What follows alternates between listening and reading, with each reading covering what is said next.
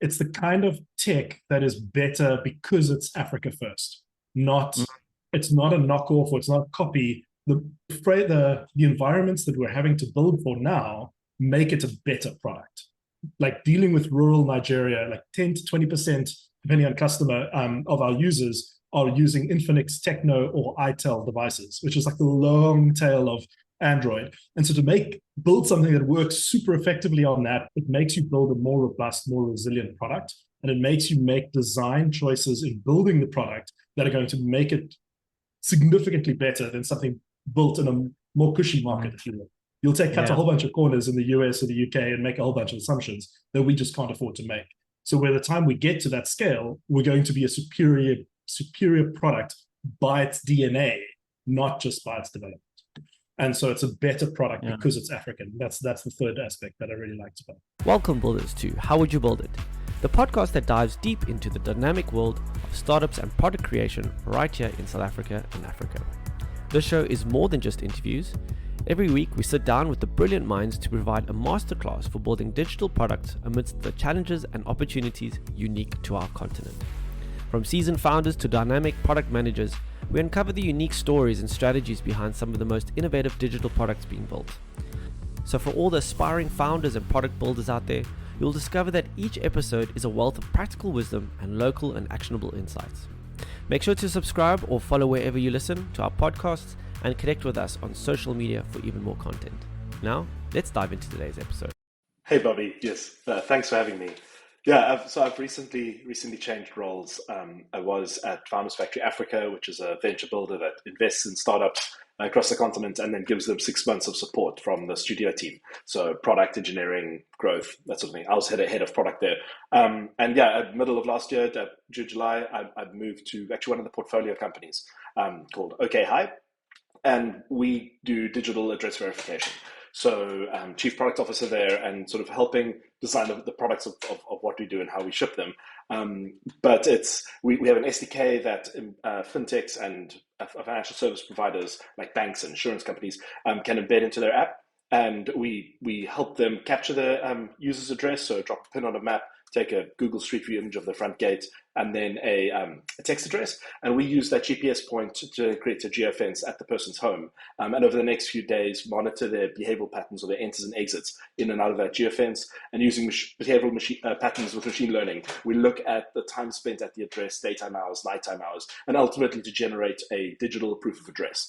So we can verify that someone lives in this shack in an informal settlement or this hut in the middle of a desert based purely off their mobile phone. So it doesn't rely on traditional addressing infrastructure or road names or anything like that.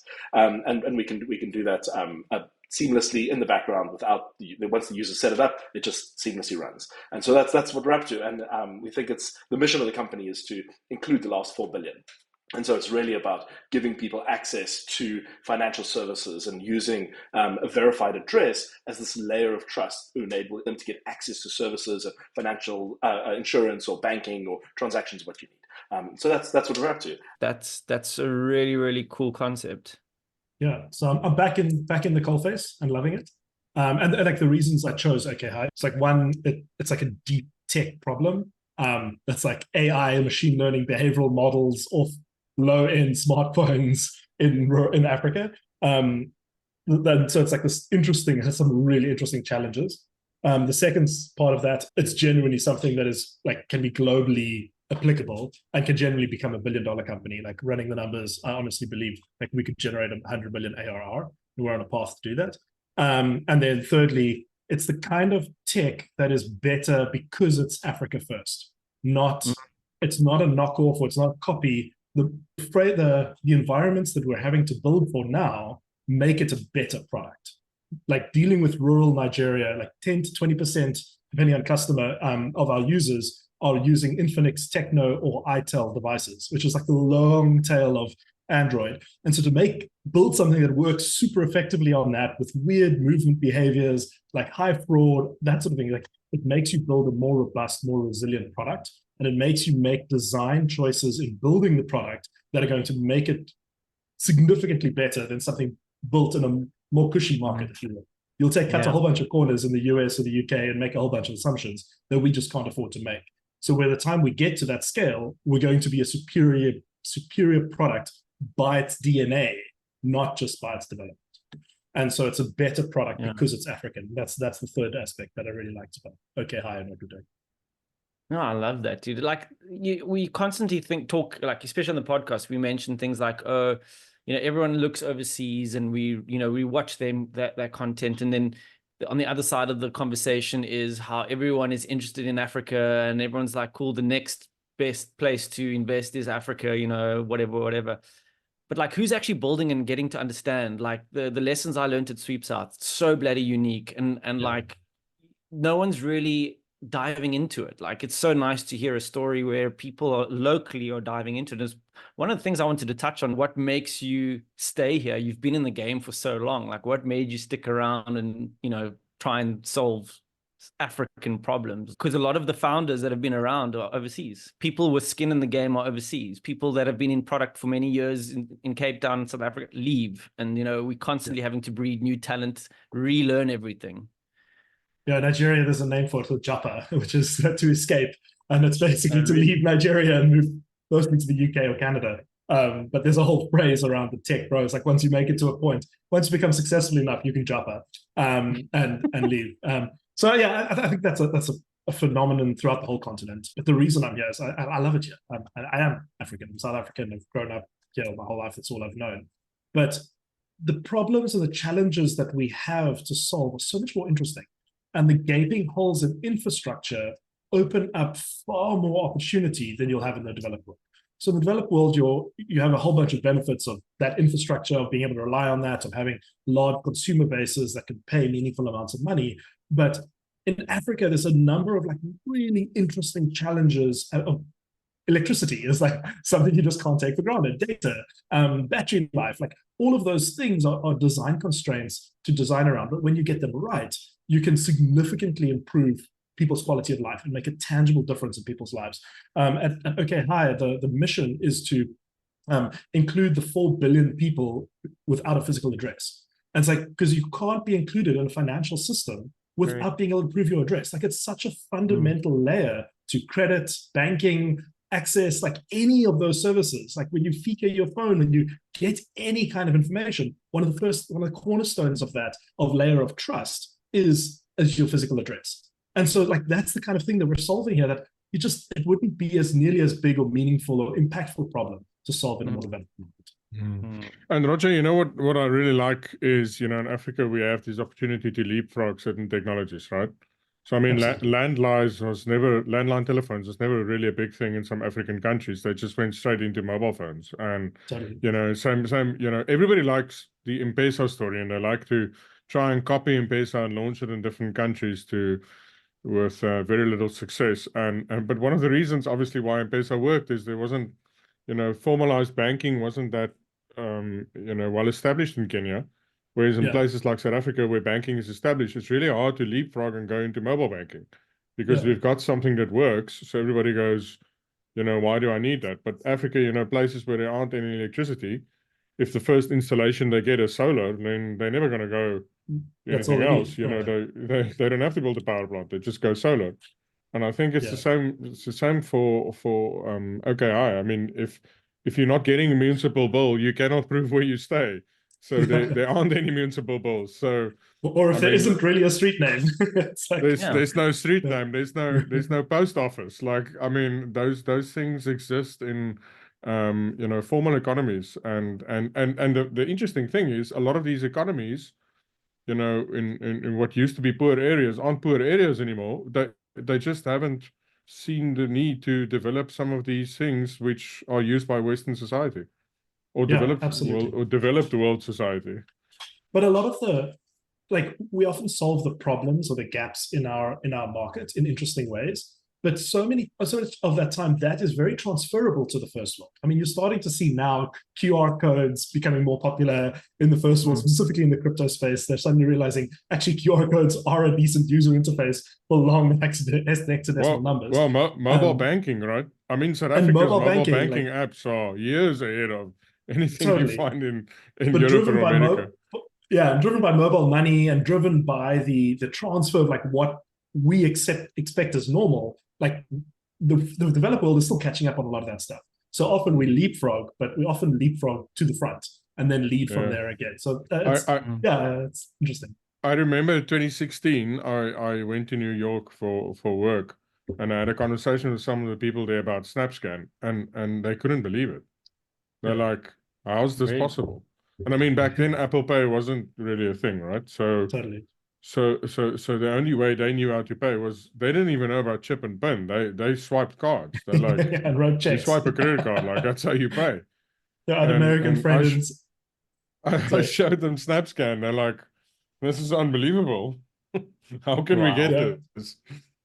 Yeah, a couple of years ago, like 2 or 3 years ago, I had an American friend wanted to transfer some money to another American friend. And literally the easiest way for them to, they were both in South Africa, and the easiest way for them to do that was the one to write a check and the other one to scan the check from his phone. And it's like, why? Insane. Both US bank accounts, they just couldn't move the money. Mind-blowing. Anyway. But going back to your OkHi use case, we had Leon from OkHi, and he was talking about last mile delivery. And like, one of the things we were talking about, he says one of his success metrics, or things that he attributes to success, is the fact that he hires locals from the townships to deliver because they understand where everything is. Yeah. We even joked about, they're by that tree, but now you actually are going to pinpoint the points. So now last mile delivery becomes a lot easier for these people to get their stuff. Well, what's super interesting, OkHi has been around for a while. They've been trying to solve this problem for almost 10 years. In fact, this year is their 10th year. And it was launched by the founder is the guy who launched Google Maps in Africa. And then he saw this huge problem. He's like, I want to try and solve this, move to Kenya. And so, but most of those, at least for 7 of those first 10 years, were focused around mobility. And so we've run a number of pilots with Uber and Jumia and had huge impacts on that. But what's interesting is in the OkHi, in the address creation screen, there's 3 steps. You drop a pin on a map. We then load Google Street View image where you can take a photo of your front gate. And then there's a text address. And ironically, that middle step is what has the biggest difference in improvement in deliveries. Because it's one thing to get to a GPS point, but you don't know which house it is. And the delivery drivers don't always have airtime to phone people or find out where they are. So with the Jumia pilot, they increased the deliveries by 12% per driver. On average over a week or a day or whatever you're averaging on, because they could find the door to just knock on. With Uber, they've decreased phone calls by 40% because you're no longer like, hey, I'm outside, where are you? It's, I know this is your door, I can go knock on your gate. So it's often like solving it in smart ways like that, either allowing people to upload an image or just loading Google Street View and say, this is my gate, can significantly solve a number of those issues of how do you actually get in to where you've gone. So yeah, there's a lot of interesting nuances around that. So Roger, speaking about like location-based startups or positioning startups, what happened to What 3 Words? Yeah, so What 3 Words is still going. They're still going strong. They're pretty big in the UK actually, and they seem to have found product market fit there. I think there's a big difference between what we do and what they do. Sure. That is kind of what you would call an addressing startup. So they're trying to map the world or give it, but if you're stuck in a mountain and you need to open an app in order to determine what your 3 words are to share with first responders, why wouldn't you just let the machines talk to each other and share a GPS point? Like on WhatsApp, you share a GPS coordinate. It's these 2 really long numbers that are incredibly accurate that any system will know exactly where it is. Why do you need the human translated bit in the middle? Like, why do you need those 3 words? Why not just share a pin? Or even just read out the GPS coordinates and let the first responders plug it in and they'll find. Like, you don't need that additional layer. So the big difference between like what we do and what they do, or Google Maps, What 3 Words kind of maps the world. Google Maps helps you find a business or find something in that. But we link a person's movement around their home address. So we're linking the individual. We help you find the individual at a location. And so it's that layer of linking the person to be able to verify that someone lives there. It's not just, this is a real address, but it's this person actually lives at that real address. And so that's one step further that What 3 Words or and Google shortcodes. I think shortcodes is a similar version, which is actually quite interesting. They use numbers to indicate everywhere. But if you just use the first 2 or 3 letters of the hexadecimal number, it's sort of, you get that very low accuracy. But if you use all 6 of them, it's incredibly accurate. So they actually have using like a What 3 Words that can you can adjust the accuracy of the coordinates you're giving depending on the use case, which I think is an interesting one. But once again, that's just like it's an addressing mapping solution. Love that. Yeah. So Roger, I mean, if we talk about leapfrogging technologies, right? So you mentioned OkHi has been going for 10 years. Let's say someone is thinking about leapfrogging a specific industry in Africa. Like how do you get going? I mean, you're typically playing in a space where there isn't any adoption, there's zero adoption. So what would you say is a practical way for someone to get going in such a space? Yeah, so I mean, I think the principles of innovation are actually pretty consistent. So first, you verify that people have a real need, and then you verify that you can build a solution for that need, and then you verify that that solution can actually make money, and then you verify that that solution can make enough money to help you scale. Like those are the 4 steps, whether it's design thinking or lean startup or whatever the innovation framework of choice is. Those are really the steps you need. Like you first want to check desirability, then feasibility, then viability. Like those are all different lenses of the same thing.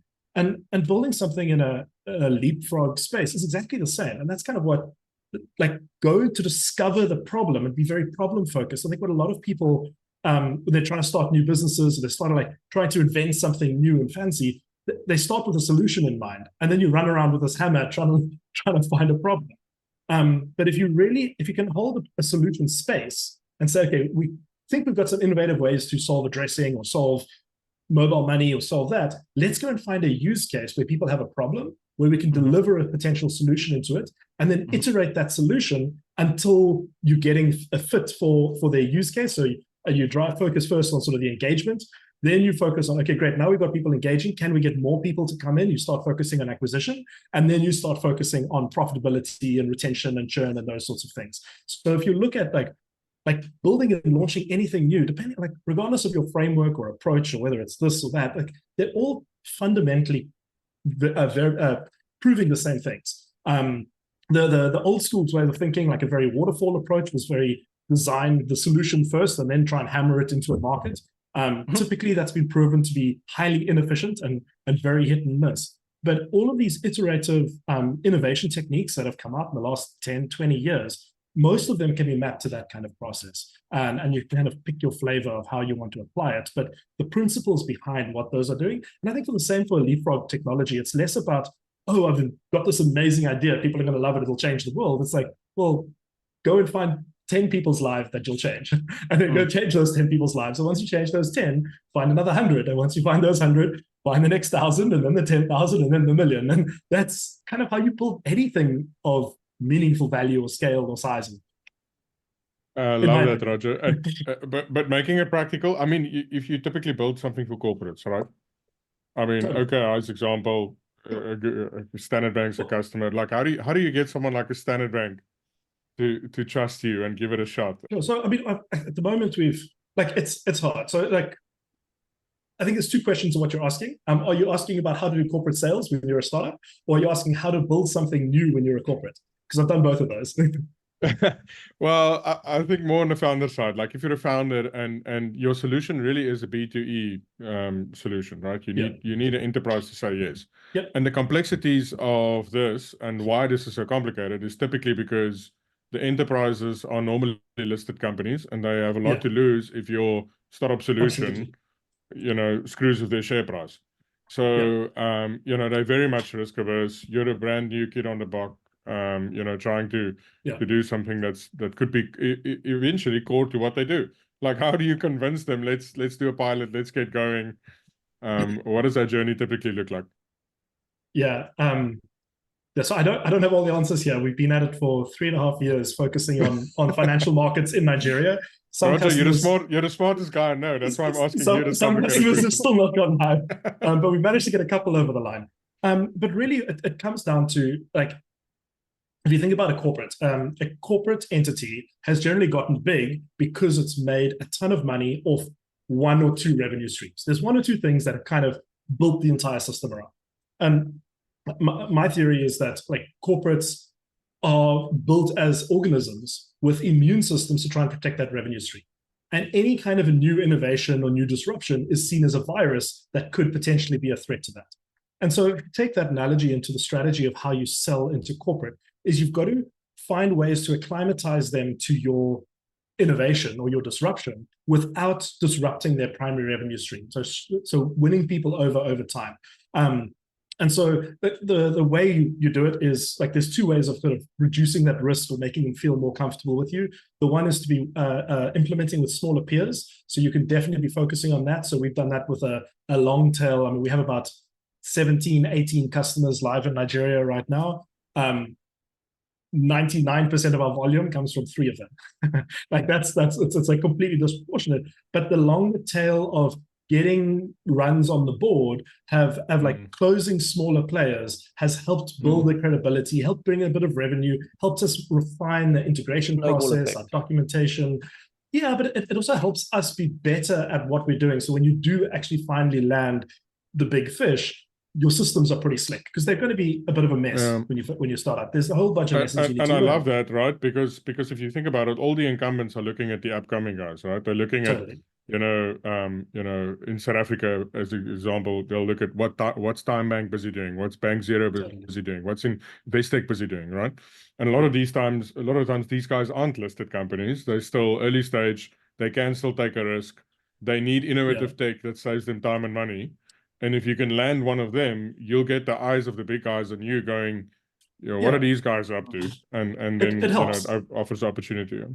Yeah, so that's the one strategy, is to focus on lower value customers in the similar sort of space. The second is to find ways to prove to them that you're better or applicable, that you can fit into their systems. And so to do that, you would do a pilot with one big bank in Nigeria. We're already on our second pilot after 2.5 years. We just started, half the people left, and now they want to run another pilot just to verify it again. So that's another strategy that we're using, pilots to varying effects. So in Nigerian banking space, they have 3 tiers. Tier 1 is basic transaction account. Tier 2 has slightly higher limits, and you need to do ID verification. And Tier 3, you need to do address verification. So for all the big banks to get Tier 3, all their customers to Tier 3, they need to verify their addresses. The current way to do that is to send an agent to their house at cost of $1 to $5. It varies quite a lot. And so we're coming in at sort of 20 US cents to be able to offer the same thing digitally for all of their customers. And so that's kind of, but to do that, we need to get some kind of buy-in from the regulators and from things that this is an acceptable, because the reason they need to do that is because of compliance. And so you need to show that you can be compliant, so you'll be compliant accepted. So the third strategy is to kind of play on the other side of like, what are the banks? Why do the banks need to do this in the first place? And how do you lower the barrier to make them feel more comfortable that your method is trusted for the compliance or fraud or regulation? Like when the people come after them to find them, are they going to use your data as a reliable source? So that's kind of the 3 strategies we've used to varying systems. Okay. And your strategy on kind of going into Africa, because like the regions are so different. I've heard conversations around the triangle where you go south, east, and west, and then you try and bring it in. Do you have any sort of strategy that you're working around? So not so much in that sense, but we're operating more opportunistically outside of the core market. So the core market in Nigeria is where we finally found product market fit. So that's sort of what's really getting pulled out of us at the moment. Beginning of last year, they were doing about 5,000 addresses a month. When I joined in July, they were doing 15,000. In December, we did 100,000. By June this year, we should be doing about 1 million a month. So it's like we kind of got that hockey stick going up and to the right. Wow. Those are incredible numbers, by the way. Yeah, we're starting to get that. And that's purely in Nigeria. And so the focus has very much been on that, but there's a network effects play to what we do as well. Because once I've verified Bobby's number once for Standard Bank, when the insurer comes along and needs your verified address, I don't need to rerun the process. I can just supply that data. So there's a certain amount of network effects. We also aggregate the data that we get in from multiple different apps for the same user and address combination. So if you use the same address across 3 or 4 different banks or credit providers or insurance providers, we aggregate all of that data to build a richer verification profile for you. And so there's a certain value in us building that network effects and focusing on initial market. So that's sort of the core strategy. And now that we've started to get that, we're starting to look more opportunistically externally. We're mostly focusing on expanding through referral partners. So instead of having to build dedicated sales team in each country, let's find people who are working with banks. I'm chatting to a number of the other KYC providers. So typically KYC providers go really broad with ID checks and biometrics and liveness and all those things. We do the one slice of that, i.e. address verification, much better than any of them. But we go in a very deep, very technical way.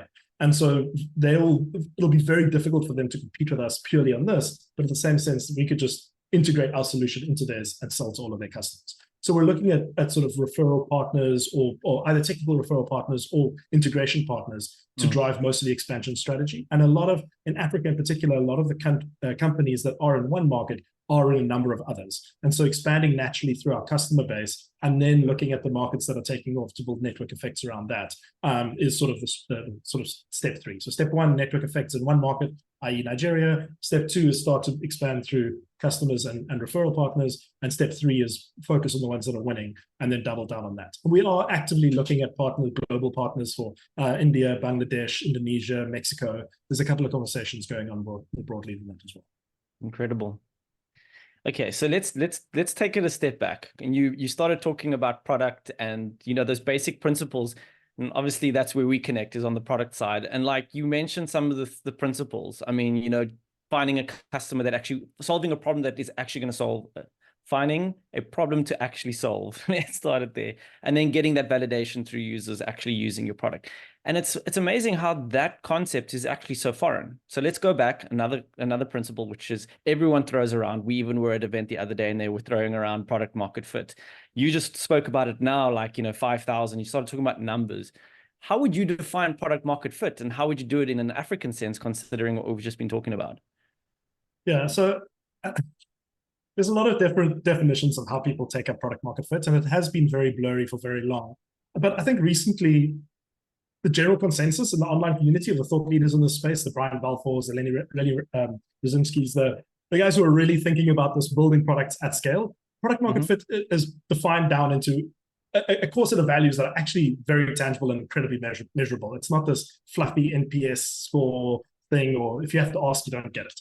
And really what it comes down to, the essence of it is you need to build something that people engage with regularly, something that is growing really fast, and something that people stick around with.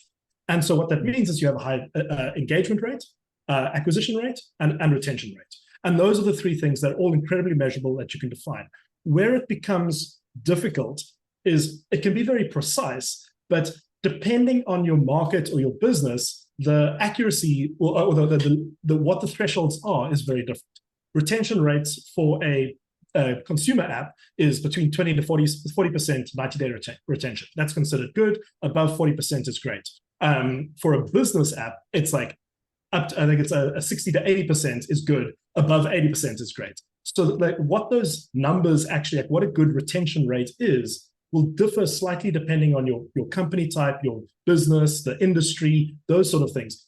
But it's not undefined. Like a good retention rate for your industry and your market is a very clear thing. Like what a good engagement rate for your industry and your market is very clear, even though it will differ like vastly from a B2B, B2C. Is it something you use once, or you're a marketplace business, or you a to-do app? Like engagement rates will be very different. But what a good or great engagement rate is normally pretty clear once you get the use case and the product down. But it's the focus on those 3 things. Engagement, you generally focus on engagement first. Like how do we build something people love?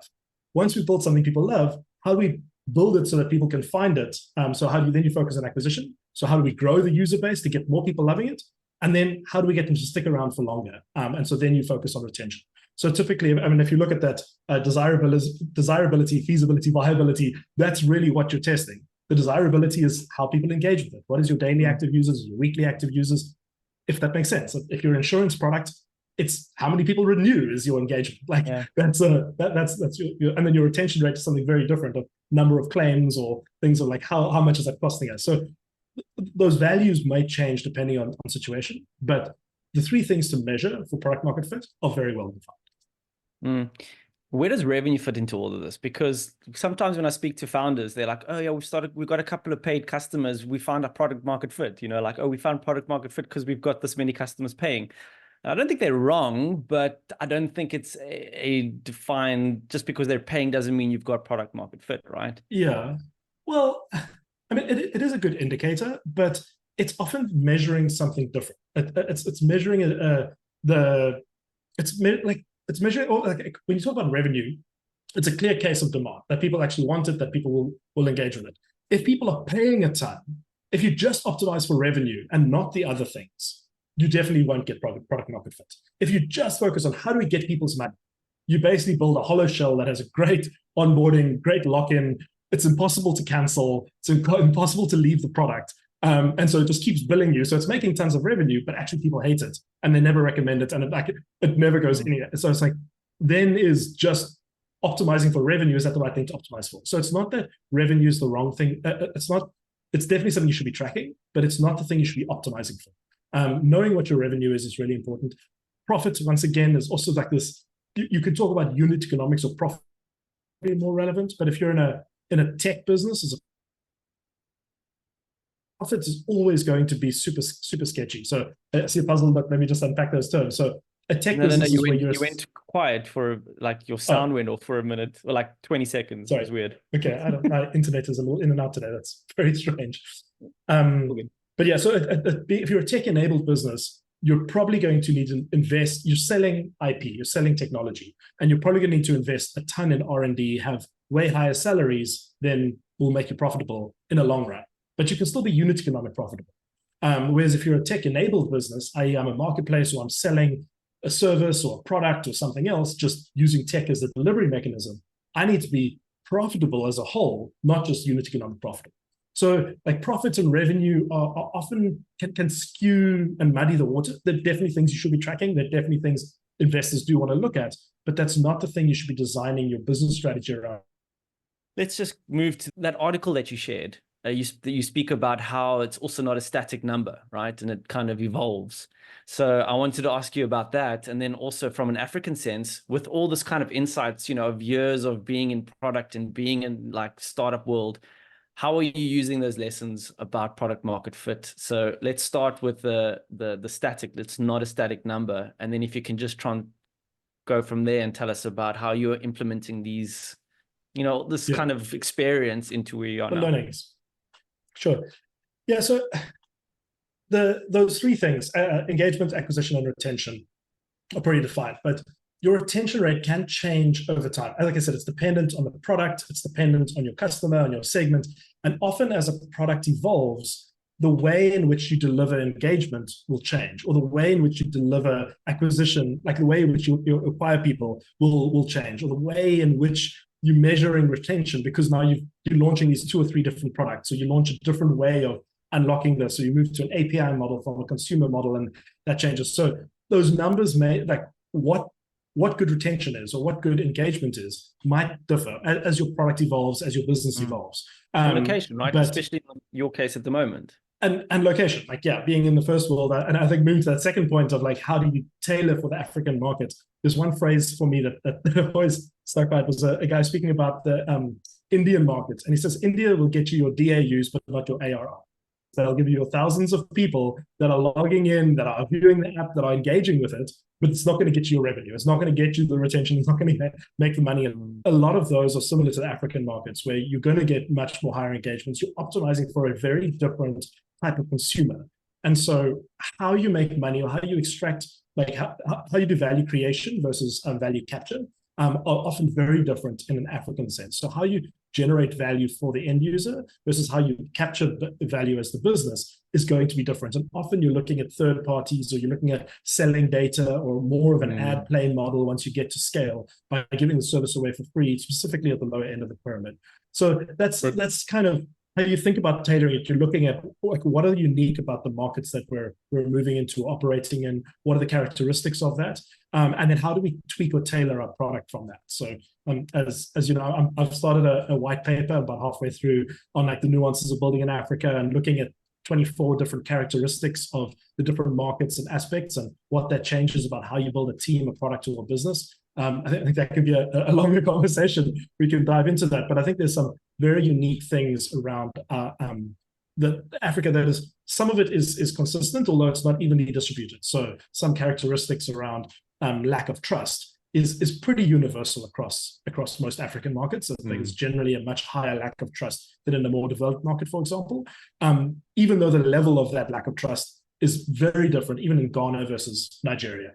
So how it often ties to the governments and government trust and institutional trust in the culture of the people will differ quite drastically. So how your product delivers, how you communicate it, how it sells, how you speak to different customers in those regions will change slightly depending on those nuances. But lack of trust as a theme is definitely something you need to be able to address and acknowledge as you're moving through across the continent. So it depends. It's the short answer. So Roger, you mentioned something which sparked a thought in my mind about the daily active users versus generating revenue. And I don't know if you've been following, but I was just reading some of the articles on the competition tribunal hearing the case of the media companies in South Africa versus Google and Facebook. And I think it's the head of News24 came up and said that News24 has never made a profit since day one. And they've got 100,000 subscribers, and even at 75 Rand, which is the top price, at 750K a month, I'm like, wow, yes, I don't know how far that actually goes in paying the bills. And I think that's just that, right? I mean, they took an American business model, building a news site and thinking you're going to be able to sell ads, but not only a lot of ads, but sell premium ads and get advertisers to pay a substantial amount of money to get to all these people. But they seem like they were just never that interested. So, even in the news side in South Africa, I don't think anybody has really reimagined how to do news on the continent in a way that doesn't rely on Western news models. Which I think the Western news model goes after a different consumer. Yeah, I mean that one is broken. The Western news model is broken even in its own market. So copying that broken one in Africa just breaks it even more. Yeah. Let's take a broken model and apply it to an even worse customer base. Yeah, and I mean I love the thinking actually to go, well, Africa is about hustling, right? And I'm not talking in a negative sense. I'm talking about like you have to hustle to figure out a different way of monetizing the things that you do. You can't think in a traditional sense of going, okay, let's just do X, Y, Z, because the markets just don't operate the way they do elsewhere. Yeah, and I think you do see the shift. Like there's a shift towards sort of communities as opposed to generic newsfeed. So what I've seen in news and in gathering information is I'm starting to gather more and more information from specific communities, from a product community or from an African expat community or from various different interest groups or like a certain people that I follow on social media or follow on Twitter. That's how I'm keeping up to date with news now. I'm not following a generic news channel. And so when you start thinking of those shifts of like, what is, I mean, that's just me as a consumer of one. But yeah, I totally agree that I think these things are shifting. And like, if you're trying to build in these new frontier markets, you often have an advantage in that the differences become pretty obvious. Like if you actually sit back and reflect and say, well, how are we different? Like we're just doing what is normal and what is average, what is normal here. But when you compare that to the first world, we have pretty good visibility into what happens in the first world. You can often see that disparity, and often that disparity is where the opportunity lies. Paul Graham has this great quote of like how to come up with startup ideas is in a nutshell is to live in the future and build what's obvious. And I think so many times, and because of the discrepancies that we have and the lack of infrastructure, like we are actually living in the future in many cases. Mobile money is a great example of that. Living in a country where 50% of the population are effectively working off UBIs. That's more or less what South Africa is. Like 50% of the population gets income given to them guaranteed every month. Like that's the future. Like in many countries or many potential worlds, that is a future that you could build around. So what is unique about the space the frontier that we're living on that you could build for and solve problems globally because of it? And I think there's an interesting juxtaposition there between us being behind, but also being ahead. So what I want to also, from a product perspective, is one of the things that I feel a lot of startups are getting wrong. And I think you should really help here. It's like, there's that discovery part. No, like the beginning part of understanding things, right? So like going and understanding the problem you're trying to solve and understand the people that you're trying to help in this problem. I feel like that's lacking. And I think when you're also trying to solve for Africa, it sounds like a much harder thing to do. So you must have experience around how have you gone and done this discovery part? Because I just feel like we're failing. We're failing at doing that initial research.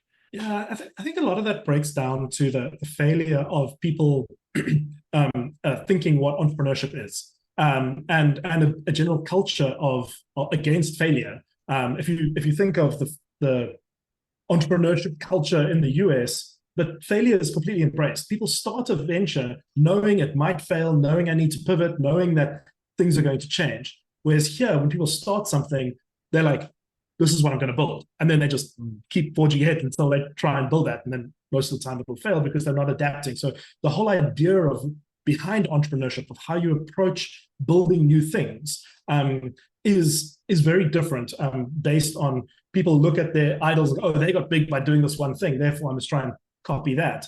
And I used to get this a lot when I was doing running the startup studio, of people wanting to effectively build what Facebook is today instead of building the hot or not that they started as, or started like Twitter started out as a group SMS platform where you could subscribe to SMSs and SMS groups, and then the price got too high, so they switched to a web protocol, and then Twitter took off, and then people started using @ and hashtags. The whole thing developed over time, but so many people look at the end product and try and replicate that, and that's often why like things like Threads always is doomed to fail, because it's trying to replicate an end product instead of naturally cultivating a community and a set of features around those communities and around that use case that people actually want. And so I think with like local entrepreneurs or local people wanting to build new products, it's a problem I see time and time again, that they're too solution focused. They're too trying to build this end product. They've got this idea of what it's going to be, instead of being problem focused and iterating and learn your way to a more effective product, instead of just trying to build and launch something right from the get-go. Yeah, but it's not just the startup world, because even corporates are doing the same thing. They're like, there's an opportunity between two corporates. They're like, guys, we need to take on this. And then they go down the road, and it always fails. It always seems to, they go solution first, and so disappointing and frustrating. Part of the problem is the people who make the decisions at corporates are typically, they think they've gotten there because they've gotten through a big corporate world. And so they have a very corporate mentality around that. And they often look at new solutions saying, this is only going to be worthwhile if we can make 100 million rand in the next 5 years. And that's like, as soon as you apply that lens as the only thing that you can build, like, let's design something that can be this. And then we need to just go through and build that. And I was part of the early team that developed Shift for Standard Bank, the digital Forex wallet. Oh, cool. They came to us with a one-liner, solve the Forex needs of our retail customers. And that was it. And in 4 months, we had apps ready to go live in the App Store. We went to the airports, we were interviewing people, we did prototyping, we iterate.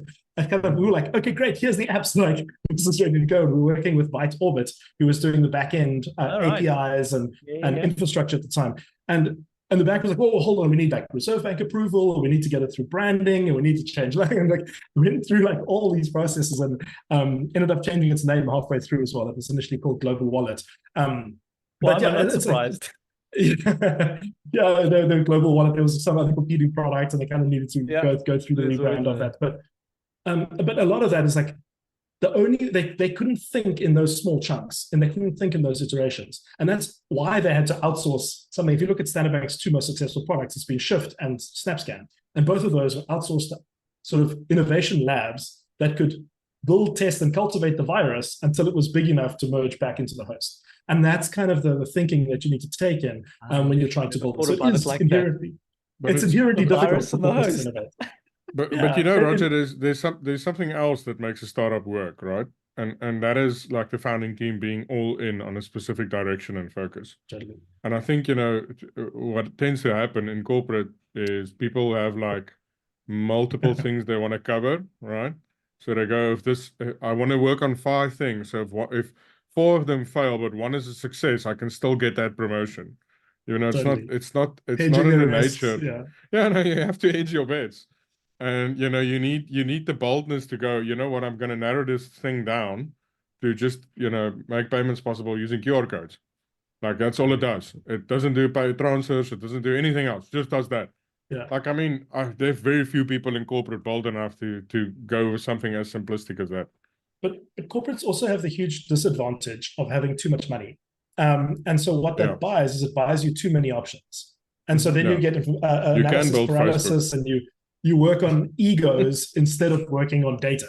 When you're a startup, you don't have much funding, you don't have much time, you don't have much resources. You have You have to to be pick the best idea. laser-focused. Yeah, and how do you know what the best idea is? You ship something, you iterate, you learn, you ship, you iterate, you learn. And it's because corporates have the bigger budget. They're like, oh, we can pay for design, therefore we should do design up front before we launch anything because we should make it look good. It's like, no, you shouldn't. Having a bad product, having an ugly product as your first iteration is a great signal that you're solving a real problem. That's way more important than getting something slicker. And so that constraint of funding is actually one of the reasons why innovations are easier to build externally with small teams and limited resources, because it forces you to focus. The signal to noise ratio. And something I can add as well, like what people tend to forget is, you know, they want to build a feature-rich product, you know, because they're looking at a Facebook or an Instagram or even WhatsApp and go, cool, you know, that's the standard. It needs to have at least these features. But the problem with that is, like, I mean, we've all gotten used to those products. I mean, I haven't been on Facebook for a few years. I went back on there the other day. I'm like, this is the most confusing product I've ever seen, and I went right off it again, right? Because, and it's really that thing, right? You need to start simple and grow the users into using all the other features. It doesn't work to launch a really complicated app because, I mean, I give it 5 minutes. I'm like, if I don't get how to use this thing in 5 minutes, I'm out of here. Well, it's time to value, right? If you don't get value really quickly, and that's in a consumer app, we talked about activation rate. Like, what is the rate at which somebody receives the aha moment, the value, the moment of delight in using the product? And the faster you can get them to that point, the better. But the catch is you don't get them there by having a bouquet of 10 different options. You get them there by putting the one that they want in front of them and helping them get it really quickly. And Instagram's a great example. They were a lot bigger than that. And then they were running out of funding and told their users, what do you actually like? And it turned out it was the filters on images was why people used it. So they turned all the other social media aspects off of the app, just focused on that, and then slowly added them in later as that user base evolved and as the use case evolved around that. But it's about building less to learn faster. Instagram is such an incredible story, right? I mean, that app was so simple. You can literally take a picture, add like 1 of 10 different filters on it, and post it. I don't recall you could even comment on things. You could just like it. Yeah. Well, the Facebook as well. It was like it was a hot or not. Then it was a online and it was a wall. Then it was a page, and then you could poke people. Remember when you could poke people? That was that was awkward. Before you could message them, you could poke them. Most awkward feature ever. Yeah, but corporates can't go through the evolution that includes the pokes because reputationally that looks bad, and so they always try and get it perfect, and they're gonna get it wrong because it's baked from the side. How awkward. That was major awkward, man. You get a poke from someone and you're like, I'm not sure what that means. Yeah, totally. And then you could write on someone's wall. That was pretty cool. I remember that. But it's that messiness that helps you find the signal from the noise. It's about trying experiments. It's about iterating, learning, cutting stuff. And in a very risk-averse environment, it's difficult to do that. And most corporates are risk-averse environments. That's why they're big. For good reason, actually. You know, what keeps them big. To their defense, like something goes awry, then the share price can go to zero, and a lot of people lose a lot of money. But that's also why Specno or innovation agencies like that are thriving, is because it helps to have a culture and these labs that can test and develop new viruses that we can put out into the world, often making people's lives significantly better or disrupting huge incumbents that are making people's lives worse. So I have a question for both of you, but Roger, I'd like to get your opinion from a product perspective. So we always talk about the product principles in building products, right? So, you know, look at data, iterate, build, understand your users and what brings them value. If I feel like there's so many companies that are not getting it right. So I'd like to get your opinion on if African startups, corporates, and you name it, had to start doing it better, because I just feel like we're failing. What kind of impact would that have on Africa as a whole, considering unemployment, education, etc.? Like, what kind of impact could it have if people started doing these things better? Yeah, so there's a lot of studies that show increase in innovation and entrepreneurship and its impact on GDP and quality of life. And if you think about like a lot of the solutions that are going to come from these lack of infrastructure are not going to come from large governments that are lumbering along, lumbering from corruption to corruption, if you will. A lot of it is going to come from newcomers. A lot of it is going to come from new opportunity and people stepping up to take their own space. And I think innovation is the only way in which we're going to catch up. Without massive political reform and transparency and like an adoption of a general rule of law, without that massive political shift, we're going to start seeing the centralized institutions starting to crumble and fail, which they are. And that leaves the opportunity for it to be filled by more innovative solutions that actually improves the quality of lives of people, that helps access to work, access to education, access to income, access to international markets. Those sorts of things it becomes more and more of an opportunity right now. And so as an entrepreneur on the continent, like there's more opportunity to do stuff now, despite of governments, than there ever has been before. And I honestly believe that there's so much opportunity here for people to step up and innovate into the gap of. And we're seeing it every day. Like there's lots of interesting things that are happening. Yeah, and if I can add to Roger's point, I think, if you think about entrepreneurship 100 years ago, right, just before the Industrial Revolution, I don't think it was easier than it was today. In fact, it was probably 10 times harder. But today people tend to look at, oh, I'm in Africa, oh, my circumstances, oh, our government is corrupt, oh, I don't have funding. And I think we should look beyond those. I'm not saying it's easy, by the way, and I'm not discrediting the challenges that some people face in getting their companies going. But the pioneers of 100 years ago are the guys who said, despite my circumstances, I have a dream to build something, and I have to hustle and make it work. This modern notion, which I call startup theater, which we love to adopt in Africa to, talk all the startup things and talk about funding, and VCs, and exits, and all of that. We should think about putting those things aside and just make it practical. We've got a ton of limitations, but we've got substantially more opportunity. If we just embrace the fact that creativity and innovation happens within constraint. To Roger's earlier point, like corporates having too much money sometimes find it challenging to innovate. Like creativity really flourishes within constraint. So embrace that, embrace the challenge, embrace the complexity, and go out and solve those problems. And in terms of what it could do, I mean, I think we're really at a place where, a lot of people in Africa, but I know specifically South Africa, are like just fed up with governments. They're like, let's just get stuff going. Like, let's do the things that we forever now have expected governments to do. And it's not a political statement. It's actually something that's happening across the world. Like people are just going, you know what, let's just build stuff. Like let's build businesses to solve these problems, which government is just not getting to, or at least not getting to a meaningful time frame. I think South Africa is also a little behind in that attitude, and we've got some catching up to do with Kenya and Nigeria. But Nigeria in particular, culturally, it's ingrained that the government is not going to do anything for you. They're going to stuff around. They're going to make a mess of things. I need to take it into my own hands. I need to create my own opportunities. And that also leads, there's a bit of a dark side to that as well, which is why there's like frauds in the Nigerian prince. But at the same time, it's also why Nigerian, like a startup ecosystem, is growing so much faster than ours. Their funding is so much faster, like the opportunities, the businesses, because the mentality of the people is just go get it, go make it happen. Yeah, they're not waiting for the gun to fire to go, you can now go and build your life. They just go, well, no one else is going to make this happen. So I might as well get started. I must say that is the mindset I've got. Catch up there.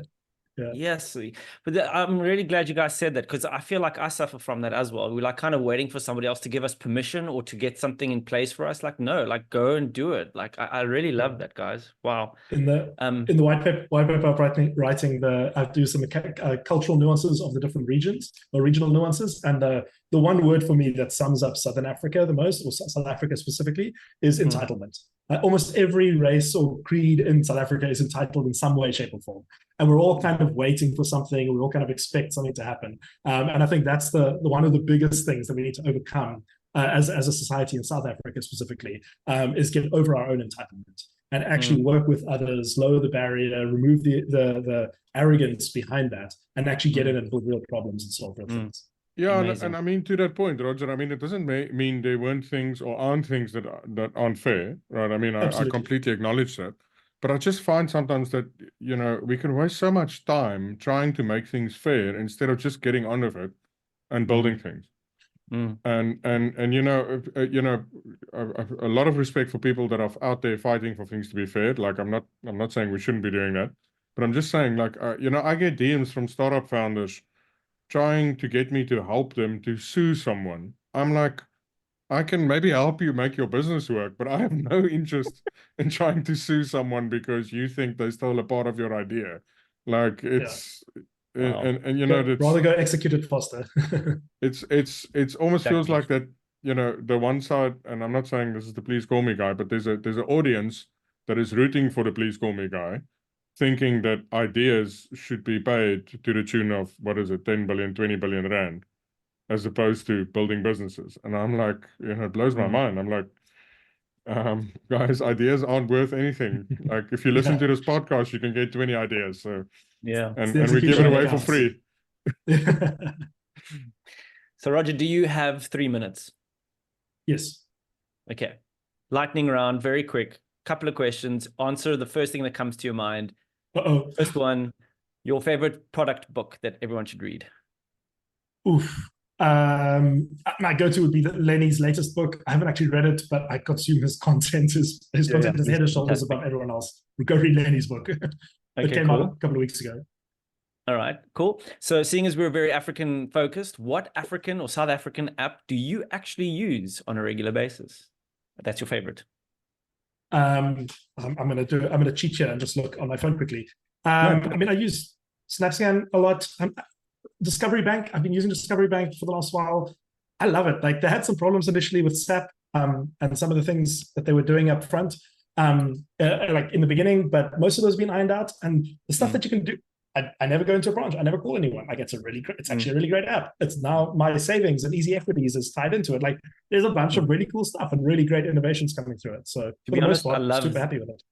I love their product-led approach there. They're like making the product nice. I mean, I can't agree on that one. Like, that's awesome. I mean, I can agree, can't disagree.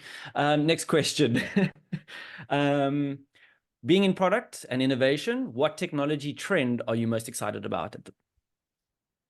Interesting. I mean, the obvious thing to say is AI, but I'm actually less excited about that than most people are, probably. I think we're still a little way away from it being useful, really meaningfully useful. I think it's superficially useful at the moment.